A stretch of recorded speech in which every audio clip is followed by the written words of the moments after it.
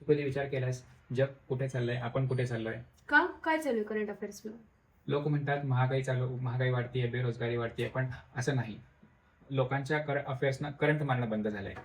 म्हणजे म्हणायचं काय तुला? ऐक, एक रिसर्च सांगतो, जर का प्रत्येक तरुणाने पहाटे 5 वाजता उठून गरम पाण्यात लिंबू पिळून त्याचे रील जर का Instagramवर टाकलेत, अल्फा मेलचे रील जर का Instagramवर टाकले, तर देशाचा जीडीपी हा रॉकेट सारखा वर जाईल. पण त्याचं कोणाला पडलंय? लोकांना फक्त पॉलिटिक्स बद्दलच पडलंय. अरे पण ते सगळं जाऊ दे बाजूला. पण सध्या किती चांगल्या चांगल्या स्कीम्स वगैरे पण आल्या आहेत. स्कीम फक्त इल्युजन क्रिएट करतात. खरा जीडीपी तर त्या आयटी कंपनी बाहेरच्या मावशी चालवतात, ज्यांनी 10 रुपयाचा चहा विकून अख्ख्या आयटी पार्कला जिवंत ठेवलंय. त्याच्याबद्दल कोणी बोलतं का? त्याच्यावर कोणी बोलत नाही, कारण की लोकांना फक्त फॉरेन अफेअर बद्दल बोलावं वाटतं. खरं आहे एका दृष्टीने तू सही. म्हणूनच तर आता असंच म्हणावं लागेल की करंट अफेअर्स वाचणं बंद करायचं.